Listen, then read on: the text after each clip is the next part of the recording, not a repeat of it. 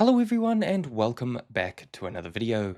Today I'm going to be covering Snowpiercer Season 4 Episode 8 Weeping Cross. Let's get into it. We open with a monologue from Harvey who of course is alive. Called it. Anyway, Big Alice is now full steam ahead towards New Eden with the tracks being safe to ride on. We get quite a heartfelt scene in which Till and Audrey reunite.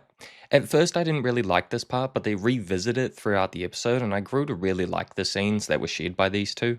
We also see Leighton in survival mode, stuck in the train cars that detached last episode. It's actually a really cool dynamic with Josie and Liana being impervious to the cold, meanwhile Leighton is extremely susceptible to it. Or at least it would have been if it lasted more than 30 seconds.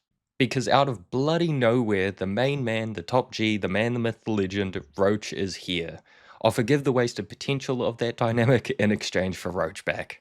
New Eden is preparing for war when Roach the coach rocks up, bringing the entire gang back together again, and making New Eden whole.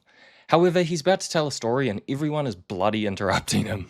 Let my man speak, I want to hear this.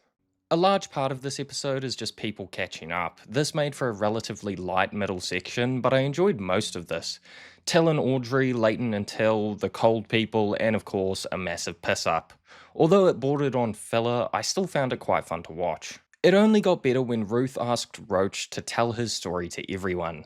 This was honestly the most fun I've had this season, between taking down 5 commandos to seeing Bigfoot outside the silo. This scene was just great. I watched it twice and the vibes were immaculate. So instead of the all-out war that was expected, Nema ends up sending Alex with what is probably Roach's 5 commandos to take Big Alice without force. Well, maybe not without force, but with limited force. Leighton also asks, at least indirectly, for Roach to practically be Liana's godfather and to take care of her if anything goes wrong. This is another scene I quite enjoyed. So far, at least, for me, this is the best episode of this season, and may have to get season MVP.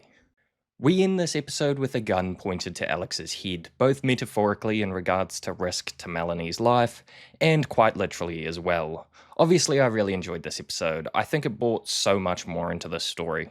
Anyway guys, a slightly shorter one than usual. What did everyone think of this episode? Was the slightly lighter tone the way to go for you?